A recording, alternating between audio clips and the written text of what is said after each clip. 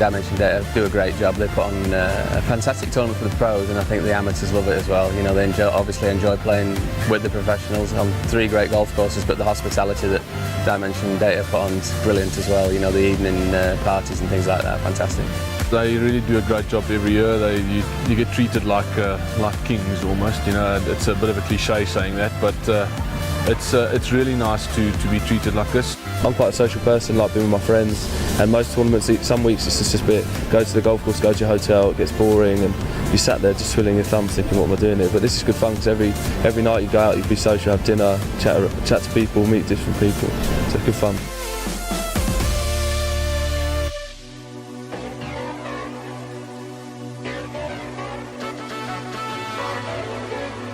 I like to drive fast, I like to play golf fast, so most things I do like to do quite quickly. The slow doesn't really work too good for me. Gym I do quite slowly. I can talk to a few people now and then at the gym, so that's about the only thing I do slowly. I've actually, for the first time in my life, started reading a book. I think that's been the first time since I left school, probably opened a book. So I'm reading one of Bob Rotella books, so Mental Side of book, and I was quite shocked because I'm not the most technical kind of player, and I'm very much by feel. But a couple of the pointers that he says in his book have really helped me out. It was tough in the start. I obviously had to shorten it by 2 inches. By doing that, things got a bit lighter, so I've made my putter heavier, and I had to cut it just to make sure that the try not touching and the whole story. So a lot of minor tweaks in the start, and obviously when it's anchored to knot, it was quite a shock to my system at the start of last year, and especially when you're going straight into your co-sanctions. It's not exactly the ones that you want to go out there and start non-anchoring your putter. But so it was a tough initial start, but I feel like I've settled well.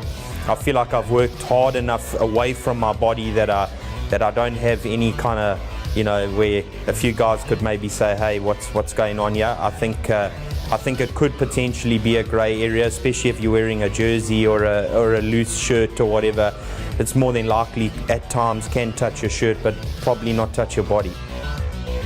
It was tough for me. I think I only had, what was it in the end, 2 top 10s in the entire season, and for me that was tough. That was a tough pill to swallow. I made extremely lot of cuts. I don't think I missed a lot of cuts, but a lot of like 30th, 40th, 20th kind of things, which I feel deep down I'm a better player than that. So it was frustrating. It was frustrating that last season, and I think maybe it was that little extra bit of motivation and maybe work hard at the end of it. Sometimes you've got to reassess things. You just got to go, you know, this is where I'm at, and I'm not happy where it is, you know. I'd like to, before that, obviously I was knocking at the door quite often and had a lot of good finishes, so, and I felt like my career was kind of, you know, jumping the blocks as it goes. So last year was quite a bit of a change in what I thought was going to happen, but I think extra motivation this year, yeah.